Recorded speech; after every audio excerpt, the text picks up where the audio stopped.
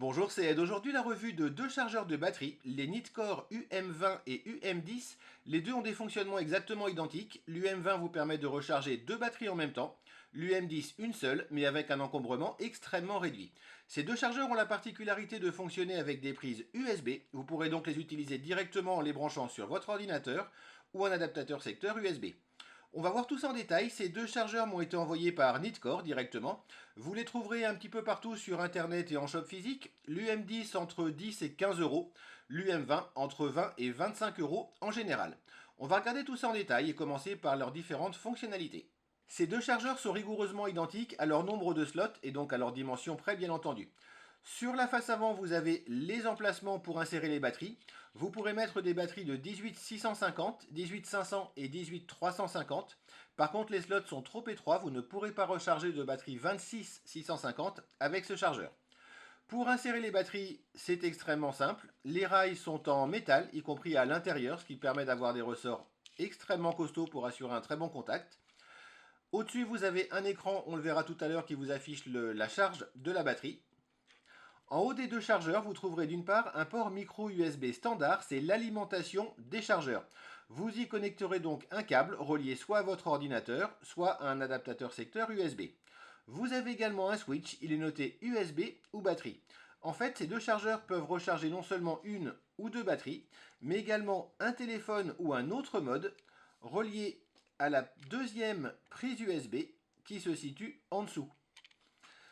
Si l'alimentation est suffisante au niveau donc de cette prise, le chargeur va pouvoir recharger les batteries et le téléphone ou le mode en même temps.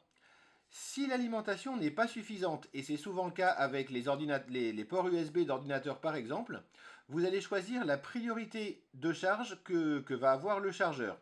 En position USB, le chargeur va d'abord charger votre téléphone ou votre mode donc relié à la deuxième prise USB, celle qui est connectée en dessous.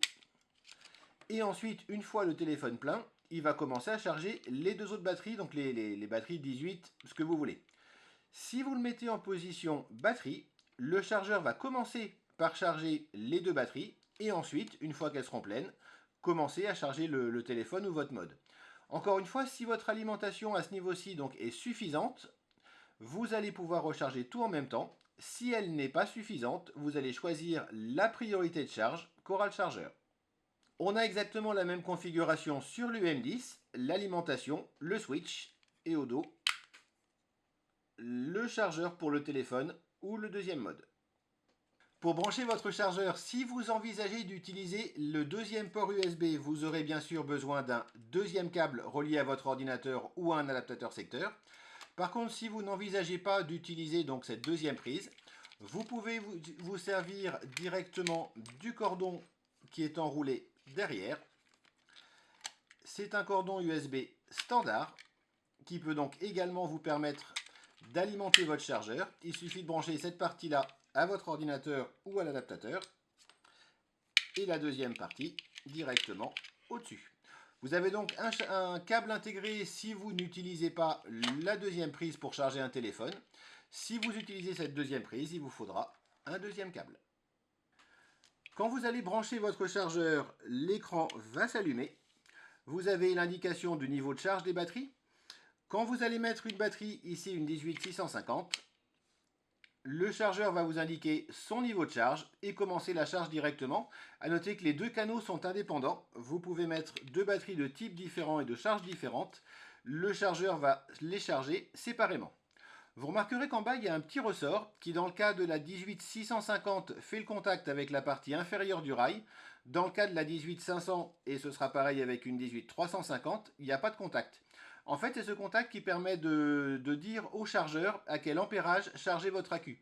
Si c'est un 18650, il va y avoir le contact entre le ressort et la partie basse du rail, et votre accu sera chargé à 1 ampère. S'il n'y a pas de contact, votre accu sera chargé à 0,5 ampères, 500 mAh donc, ce qui est en général préférable pour les 18500 et les 18350. Si vous avez une 18500 et que vous souhaitez absolument la recharger à 1 ampère, vous prenez un petit morceau de métal qui fera simplement le contact avec le ressort et la base du rail.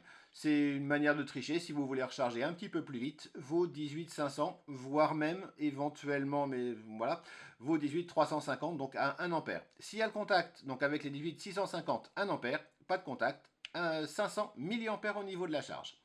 La charge va progressivement se faire jusqu'à 100% d'indication, donc au niveau de l'affichage digital.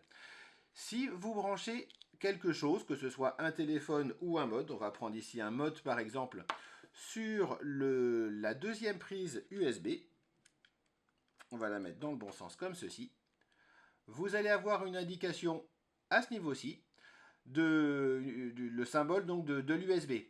Selon le réglage que vous avez choisi au niveau du switch là-haut, soit ça va d'abord charger vos batteries, puis recharger votre mode ou votre téléphone, soit ça fera l'inverse, d'abord le mode ou le téléphone, et une fois que c'est plein, commencez à charger les batteries. Encore une fois, si vous branchez votre chargeur sur un port USB d'ordinateur, il n'y aura jamais assez de puissance pour tout charger. Vous pouvez avoir au maximum une charge de 1 ampère, plus 1 ampère, plus on va dire au moins 1 ampère. Ça veut dire que pour tout charger en même temps avec des 18650, il vous faudra un adaptateur secteur d'au moins 2 ampères et demi, voire 3 ampères pour que l'ensemble puisse se charger correctement. Ces deux chargeurs sont donc extrêmement simples d'utilisation. Il suffit de mettre les batteries et d'attendre que ça charge. Pour les amateurs de détails techniques et de précision électronique, voilà les courbes de charge. Elles ont été réalisées par Henrik, l'expert de lict-info.dk. On remarque au passage quand même qu'à partir du moment où l'accu a une charge de 4 volts, la charge diminue et qu'une fois qu'il est presque chargé, à 4,15 volts grosso modo, le chargeur maintient un tout petit courant de charge pour l'amener gentiment jusqu'à sa charge pleine à 4,2 volts. Et voilà, vous savez tout sur les chargeurs Nidcore UM10 et UM20. Au final, ce sont deux très bons produits qui se distinguent des autres chargeurs du marché par le fait qu'ils fonctionnent avec les prises USB. Dans leurs points positifs, on peut commencer par leur finition et leur qualité de fabrication. C'est également deux chargeurs qui ne chauffent pas et qui ne font absolument aucun bruit. Leur affichage digital est agréable, mais leur principale qualité, bien entendu, ça va être la qualité de leur charge. La réputation de Nidcore là-dessus n'est plus à faire, et effectivement la charge de ces deux chargeurs permet de bien charger et surtout de bien protéger les accus. Leur point négatif, qui n'en est pas vraiment un, il est lié en fait à la charge USB. La capacité de charge va dépendre de l'alimentation que vous donnerez au chargeur. Si vous le mettez sur un adaptateur secteur de 3 ampères, vous pourrez charger en même temps une box ou un téléphone et deux accus à 1 ampère. Si vous le branchez sur un adaptateur plus faible de 1 ou 2 ampères par exemple, ou sur un port USB d'ordinateur, il va falloir choisir avec le switch qui est derrière si la charge prioritaire va être le téléphone ou le mode, ou les batteries. La charge est quand même relativement rapide à 1 ampère. En général, si vous le laissez tourner une nuit, vous aurez le temps de recharger tout le monde. Encore merci à Nidcore de m'avoir envoyé ces deux produits pour cette revue. Vous les trouverez un petit peu partout, sur internet et dans les shops physiques. Encore une fois, l'UM10 est en général entre 10 et 15 euros et l'UM20 entre 20 et 25 euros. Il me reste à vous souhaiter une excellente vape. Si vous avez apprécié ces vidéos, n'hésitez pas à vous abonner en cliquant ici. Encore une fois, une excellente vape et à la prochaine.